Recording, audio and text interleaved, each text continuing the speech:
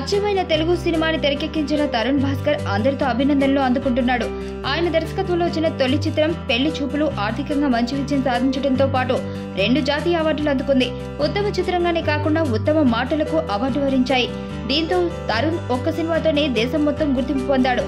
అయితే ఆయన సినిమాలో రాసిన మాటలకు అవార్డు అందుకుంటే బయట చెప్పిన మాటలకు శత్రువులను సంపాదించుకున్నారు.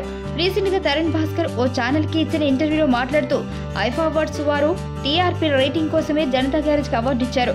నాకు అవార్డు ఇవ్వడం కన్నా ఎన్టీఆర్ కి అవార్డు ఇవ్వడం వల్ల వారికి ఆదాయం వస్తుంది అని చెప్పారు. ఈ విషయాన్ని ఎన్టీఆర్ అభిమానులు సీరియస్ గా తీసుకున్నారు. తరుణ్ భాస్కర్ పై వ్యతిరేకంగా సోషల్ మీడియాలో కామెంట్లు పెట్టారు. కొందరైతే అతను చనిపోయినట్లు కూడా పోస్టులు చేశారు. ఫ్యాన్స్ ఆగ్రహాన్ని గుర్తించిన తరుణ్ సోషల్ మీడియాలో స్పందించారు.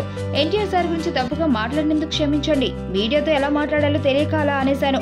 ఇక నుంచి ఆ పొరపాటు చేయను.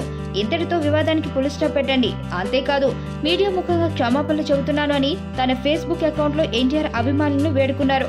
అతని పోస్టుతో సోషల్ మీడియాలో ఉన్నవారు శాంతించినా బయట ఎన్టీఆర్ ఫ్యాన్స్ మాత్రం తరుణ్ మీద కోపంగానే ఉన్నారు.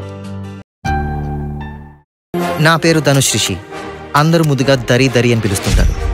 దేవుడికి నా పైన ఉన్న క్లారిటీ, నా బ్యాడ్ లక్ ఉన్న గ్రావిటీ నాకు చిన్నప్పుడే అర్థమైంది.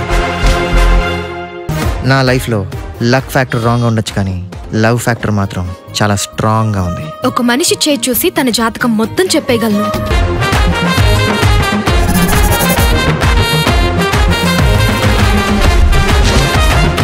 Coming soon.